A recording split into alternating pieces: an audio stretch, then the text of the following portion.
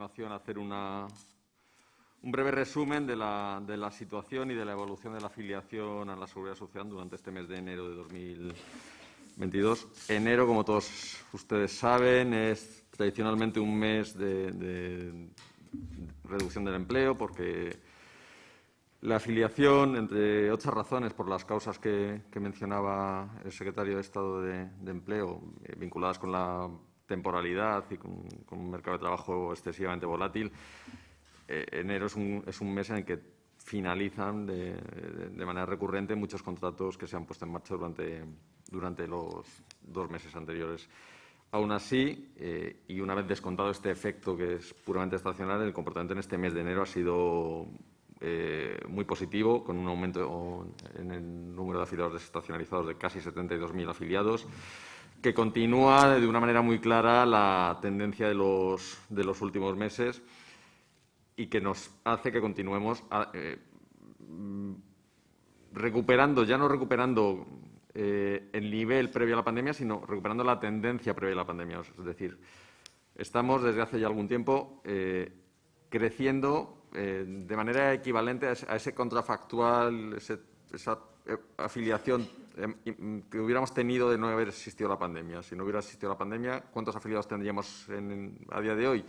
Pues, habiendo existido la pandemia, estamos en un nivel muy parecido al que hubiéramos estado.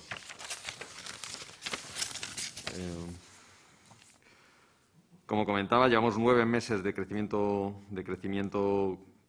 sistemático del empleo, que ya suma cerca de 850.000 afiliados.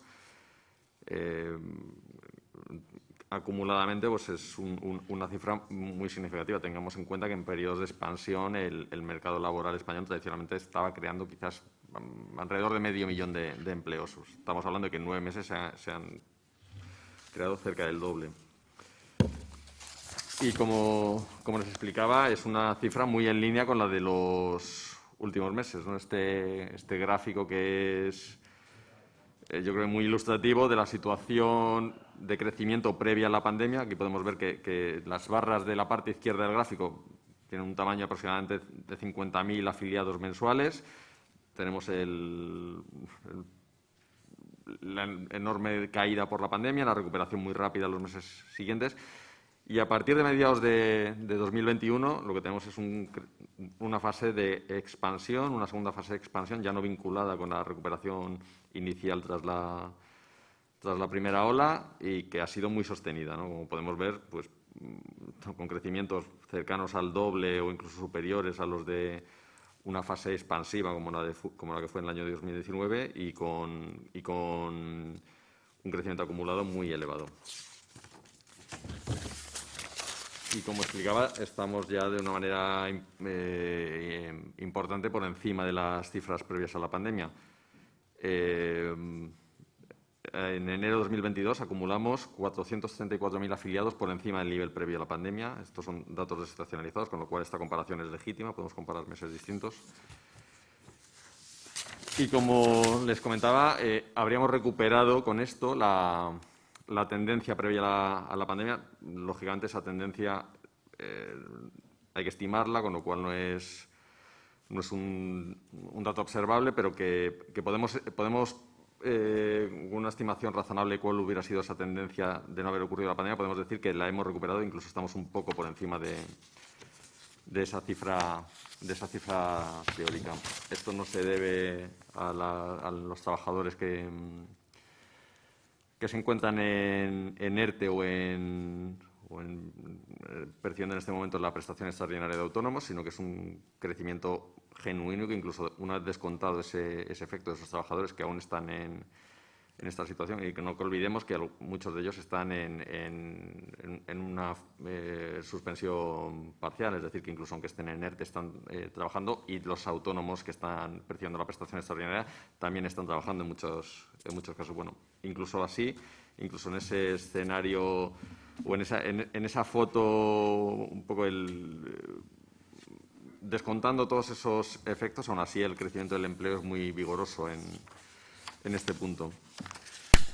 Por sectores, y esto yo creo que es algo a destacar, el crecimiento respecto a la pandemia es muy generalizado, pero yo creo que quizá es relevante señalar que el crecimiento no se está produciendo respecto a antes de la pandemia en aquellos sectores que tradicionalmente eran quizá más potentes en la economía española, ¿no? Y creo que si vemos este gráfico se puede observar cómo hay sectores tradicionalmente consideramos de alto valor añadido, sectores de buenos empleos, por así decirlo, que están teniendo un crecimiento muy potente.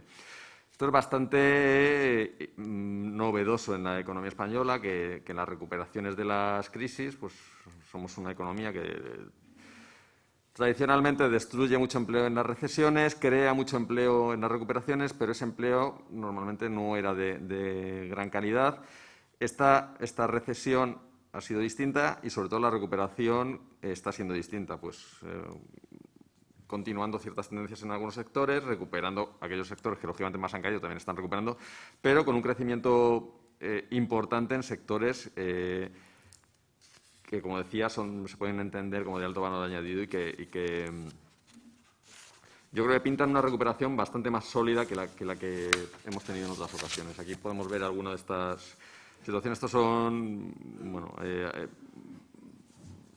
son 4 entre muchos, pero yo creo que es muy destacable la evolución, por ejemplo, en el sector de actividades profesionales científicas y técnicas, que claramente ha recuperado e incluso está por encima de la tendencia previa a la pandemia. El sector de información y comunicaciones, el sector del transporte, que es verdad que ha tenido una afectación muy importante por la pandemia, por motivos obvios, ¿no? Por un desplome del comercio mundial y una fuertes restricciones internas, pero que aún así se ha recuperado con mucha fuerza, y el sector de actividades administrativas y servicios auxiliares, que yo creo que es muy buen termómetro de la actividad económica en general, ¿no? Porque al final no deja de ser un cajón desastre que recoge un montón de actividades que son imprescindibles, ¿no? Que son ingredientes imprescindibles para la actividad económica. Si atendemos al nivel geográfico, podemos ver cómo la recuperación también es muy generalizada. Y aquí se ha recuperado un patrón, pues también prepandémico, que es el de un crecimiento asimétrico por zonas de España, ¿no? Tenemos dos patrones claramente diferenciados, que es la parte noroeste de España y la parte sureste y la costa y Madrid, que desde hace ya años tienen un crecimiento bastante más vigoroso que el resto, y que yo creo que es uno de los elementos, ese reto demográfico al que España se enfrenta, ¿no? A cómo conseguir que la despoblación y el envejecimiento poblacional no arrastre con ello a la economía de estos territorios. En cuanto a los ERTEs, como comentaba Joaquín, pues efectivamente desde la última prórroga del Real Decreto Ley se ha producido una reducción importante en el número de trabajadores cubiertos por ERTE, tanto los ERTE COVID como los ERTE no COVID, o sea, ERTE por causas económicas fundamentalmente o productivas. La recuperación, la salida de trabajadores en ERTE desde esa última prórroga, pues ha sido importante, pero aún así, dentro de ese periodo, pues ha habido un pequeño aumento con un descenso posterior, y esto yo creo que no hace más que reflejar el buen diseño del instrumento, que es un instrumento muy flexible, como hemos repetido muchas veces, que permite que las empresas, ante distintas situaciones, y ante una situación que yo creo que es el patrón mejor que podemos utilizar para el diseño de un elemento como este, que es una pandemia como esta, en la que hay una enorme imprevisibilidad sobre qué va a ocurrir en cada momento, pues estamos viendo cómo los ERTEs están siendo capaces de adaptarse, pues incluso a una situación como esta, con lo cual yo creo que claramente esta flexibilidad es un elemento esencial del diseño y es un elemento que está funcionando muy bien. Aún así, como decía, el número de trabajadores en ERTE se ha reducido de manera importante. Y también me gustaría destacar que en la última prórroga hay otro elemento de diseño que se ha incorporado en el nuevo mecanismo, en el mecanismo de los ERTEs permanentes que incorpora la reforma laboral, y que es el elemento formativo, el elemento de la formación. Como hemos insistido muchas veces y como se detalló ya cuando se explicó en el anterior Real Decreto Ley, los trabajadores en ERTE o las empresas que están en ERTE tienen que hacer un esfuerzo también por por adquirir una formación. Tenemos que evitar que los trabajadores que pasan un periodo largo en ERTE pues pierdan capacidades o pierdan capital humano y para ello es importante que empresas, trabajadores y administración pongan de su parte y en esa última prórroga de los ERTE se introdujo un elemento formativo muy importante y a día de hoy tenemos, del número total de trabajadores en ERTE, hay más de 75.000 trabajadores que están cubiertos por un plan de formación, es decir, tienen la posibilidad de hacer una formación vinculada a estos ERTE. Esto es un número que nos ha sorprendido gratamente porque es verdad que esta era una experiencia muy novedosa que cuando estamos hablando de empresas muy pequeñas normalmente no era habitual que utilizaran este tipo de formación para el empleo vinculada a estas situaciones y el hecho de que esto esté siendo un éxito yo creo que nos anima también a pensar que en los ERTEs permanentes, donde este elemento se ha introducido de manera estructural, también lo será. Por actividades, yo creo que en este punto el verdadero outlier, el verdadero dato anómalo es el de las agencias de viaje, que a día de hoy mantienen aún casi un tercio de sus afiliados en ERTE. Yo creo que aquí claramente hay pues, han confluido distintas dinámicas relacionadas con cambios en el comportamiento de los consumidores, con cambios en la economía mundial y, lógicamente, con la situación de la pandemia.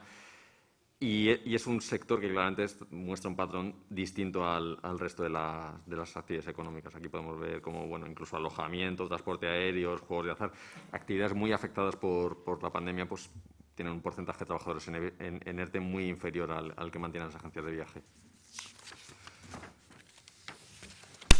Y luego, respecto a los ERTEs no COVID, pues también hemos recuperado un patrón tradicional. Estos son ERTEs que históricamente han utilizado fundamentalmente las empresas industriales. Por un lado, quizás sus procesos productivos están más expuestos al tipo de causas que puede dar lugar a un ERTE no COVID, a un ERTE top, un ERTE por causas económicas, técnicas, organizativas o productivas. Pero también tienen, yo me atrevo a decir, una experiencia mayor en la utilización de este instrumento, con lo cual también era lógico que llegado a este punto pues fueran actividades como la metalurgia o la fabricación de instrumentos industriales las que se hicieran una utilización más recurrente de estos mecanismos, que incluso en la reforma laboral también han sido mejorados. Y luego la distribución territorial de los ERTE COVID y no COVID, pues responde también a ese patrón, ¿no? Mantenemos un porcentaje de trabajadores en ERTE COVID aún muy elevado, fundamentalmente en los dos archipiélagos, lógicamente, por el peso del sector turístico en sus territorios. Y en cuanto a los ERTE no COVID, o sea, estos ERTE industriales, pues lógicamente tienen una presencia mucho mayor en aquellos territorios donde hay una industria más potente y, sobre todo, determinada industria pesada que, como decía, son las que tienen una tradición mayor de utilización del instrumento. En definitiva, yo creo que los tres mensajes esenciales de esta rueda de prensa en lo que respecta a la afiliación a la Seguridad Social es que el nivel de empleo a la Seguridad Social se ha recuperado con creces desde el comienzo de la pandemia. Un segundo mensaje es que hemos recuperado la tendencia, es decir, estamos creciendo como veníamos creciendo antes de la pandemia. Y un tercer mensaje, que yo creo es corolario también de lo que decía Joaquín, es que esta pandemia ha tenido alguna cosa positiva, como que nos ha permitido aprender de algunos instrumentos que se han utilizado y fundamentalmente el mecanismo de los ERTEs yo creo que es uno de ellos. O sea, es el mecanismo que ha posibilitado, entre otras cosas, que esta recuperación haya sido tan rápida. Muchas gracias. Hola, ¿Funciona? ¿Sí? Sí. Primero era una pregunta, era un dato. Usted ha citado de que de los 238.000 contratos indefinidos, muchos han sido contrataciones iniciales. Si nos pudiera concretar cuál es esta cifra en concreto. Después, por su exposición, he entendido que el 15% de indefinidos es fruto prácticamente en exclusiva, usted lo atribuye a la reforma laboral, dada que el impacto de la Inspección de Trabajo ha sido menor en este mes de enero. Y finalmente, una más política, si este 15% es un argumento suficiente para convencer a Esquerra Republicana para que mañana dé su voto positivo o al menos su abstención en la votación en el Congreso. Gracias. Muy bien, muchas gracias. Bueno, pues efectivamente el porcentaje de contratos indefinidos que se han hecho de forma inicial es muy alto. Son del total 160.214 son iniciales, lo que representa el 67% de los contratos realizados. Es curioso porque es una inversión de la tendencia de lo que ha sido frecuente. Por ejemplo, el último dato mejor, que es el dato de 2007, la tendencia era justo la contraria, el impulso a la transformación de contratos temporales en indefinidos, cuando aquí la contratación inicial tiene preponderancia. Esto implica, a nuestro juicio, es una muy buena noticia. La contratación inicial indefinida en nuestro país casi se puede catalogar de una rara avis, y está claro que los mensajes de estabilidad que hay en torno al Real Decreto Ley 32 pues han tenido mucho que ver. Es cierto que tiene un periodo de adaptación, pero en ese periodo de adaptación no podemos descuidar que las modalidades del actual artículo 15 ya son modalidades que no podrán superar en ningún caso los 6 meses de duración, lo cual establece, es evidente, un gran incentivo a empezar ya a regularizar situaciones y a empezar a contratar de manera indefinida sin necesidad de acudir provisionalmente a las modalidades temporales actuales, ¿no? Es decir, que yo creo que seguramente aquí sí hay un efecto anticipatorio de lo que el Real Decreto Ley va a suponer en restricción real del uso de la temporalidad. Y si este dato debe servir para convencer o no a los grupos que están debatiendo su posición frente al Real Decreto Ley, bueno, pues es un dato que obviamente lo que demuestra es que la apuesta detrás de este Real Decreto Ley es una apuesta muy seria, es una apuesta que desde luego nada tiene que ver con un retoque estético de la normativa laboral, sino que yo diría, y en materia de contratación sobre todo, pues esta es seguramente la reforma de más envergadura de los últimos 80 años, de manera que sería absoluta, de los últimos 80 años, no, perdón, desde los años 80, de manera que sería, bueno, pues sería, yo creo, absolutamente inconcebible que la única reforma de esta envergadura que nítidamente ha recuperado derechos para los trabajadores y las trabajadoras de este país fuera la única reforma laboral que no cuenta con el apoyo del Parlamento. Sería, desde luego, un fracaso de la política muy difícil de asumir. Así que yo creo que, no solo por este dato, sino por lo que la reforma supone, mañana no hay otra alternativa que la convalidación si queremos que la política sea útil a los ciudadanos y a las ciudadanas de este país. Hola, buenos días. Laura Olías, del diario.es. Gracias por la rueda. Les quería preguntar sobre los datos de ERTE, que vemos que ERTE COVID se mantiene un poquito por encima de 100.000, las prestaciones de autónomos por cese de actividad también. Les quería preguntar, ya vamos en recta final, hacia final de, bueno, ya en febrero, que se termina el sistema de prestaciones y de ERTE COVID. No sé si se plantean una prórroga de este sistema o que estos ERTE ya tengan que transitar, no sé si a un mecanismo red que tendría que activarse o ETOPS, no lo sé, que me comentasen un poco cómo afrontan eso de cara al mes que viene.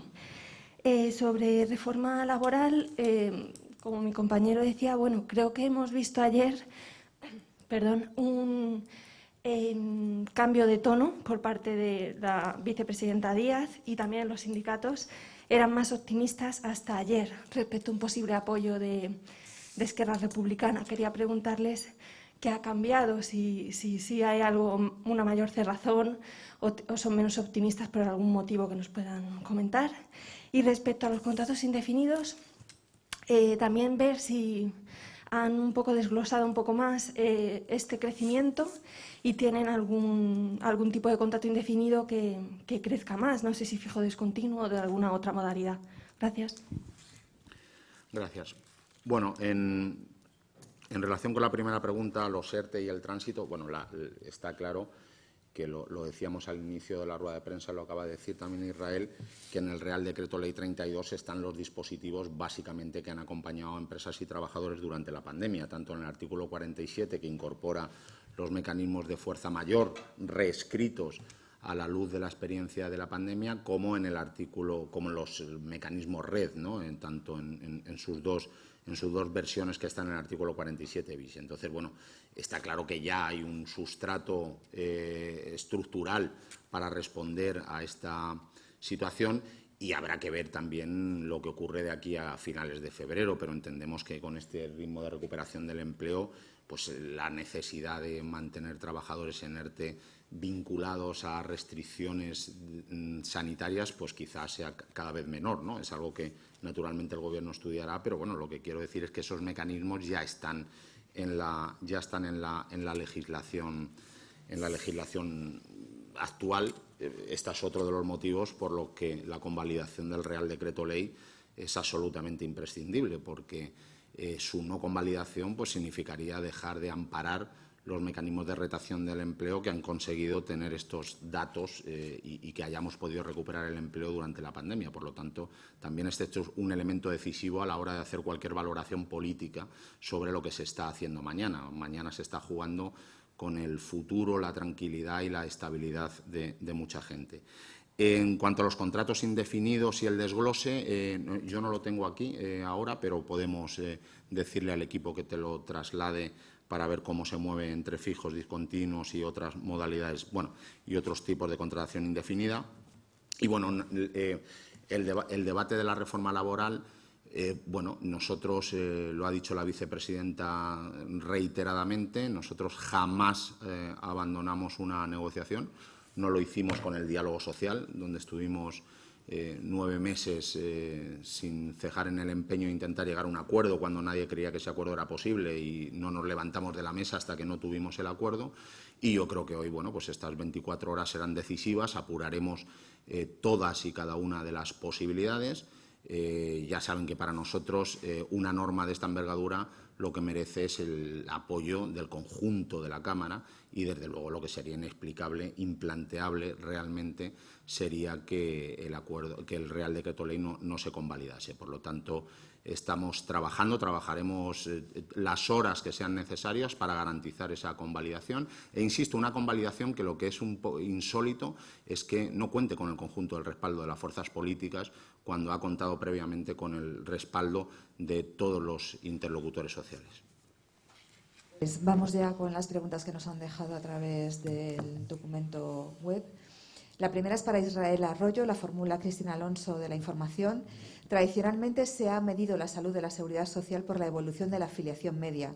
Desde la pandemia, el Ministerio pone el foco en los datos desestacionalizados, no así en el caso del paro. ¿Podrían explicar los motivos y metodología empleada para desestacionalizar los datos? Sí.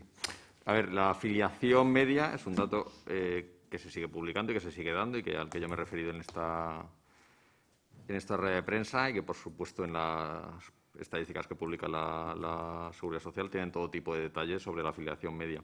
La afiliación desestacionalizada no se publica desde la pandemia, se lleva publicando también desde hace, no me quiero equivocar, pero creo que una década. Y siempre se ha mencionado también en las ruedas de prensa. Nos parece que la forma más correcta de comunicar cuál es la evolución de la afiliación o la evolución de un fenómeno económico afectado por variaciones estacionales o variaciones predecibles es la afiliación desestacionalizada, que corrige de estos elementos que dificultan su interpretación. Si nos preguntaran a día de hoy, en un mes que estacionalmente el empleo crece porque se producen muchos contratos, por ejemplo, porque comienza una campaña veraniega, si la afiliación ha sido buena o ha sido mala, o sea, por ponerlo de una manera muy simplificada, nos costaría mucho decirlo, porque tendríamos que hacer comparaciones con cuánto creció ese mismo mes en años anteriores, en proporción a cuántos afiliados había, si ha sido más, si ha sido menos. Todo eso, que en el fondo no deja de ser una desestacionalización naif, la producción de un dato desestacionalizado con técnicas un poco más sofisticadas, lo que hace esencialmente es eso, es corregir todos esos elementos predecibles vinculados al momento del año que se puede, o sea, limpia el dato de todos esos componentes, y lo que nos da es una señal que nos da una imagen mucho más clara de cuál es el comportamiento de la afiliación, si ha sido bueno, si ha sido malo en general. Además, tiene otra ventaja que nos permite hacer comparaciones entre meses no necesariamente iguales. Me cuesta mucho comparar el empleo en agosto con el empleo en enero, porque enero y agosto son meses estacionalmente muy diferentes. En cambio, cuando yo hago una desestacionalización, puedo comparar de manera homogénea. Ese elemento vinculado al mes del año ha desaparecido y lo que me quedan son meses homogéneos. Entonces, en definitiva, el dato desestacionalizado tiene un número muy grande de ventajas. Es la forma, por ejemplo, en la que se comunica el PIB trimestral. Cuando el INE publica el PIB trimestral, el dato que comunica es el dato desestacionalizado por estas razones que les estoy explicando. ¿Cuál es la otra cara de estas ventajas? Pues la otra cara es que este es un dato que se produce mediante una aplicación de técnicas estadísticas que son no complejas, pero hasta cierto punto sofisticadas, y por eso es importante ser muy transparentes, publicar una metodología conocida, cómo se hace esto, que sea replicable, y todo eso lo hace la Seguridad Social. La Seguridad Social publica en su web una metodología detallada de cuáles son los elementos que toma en consideración para hacer este ajuste estacional.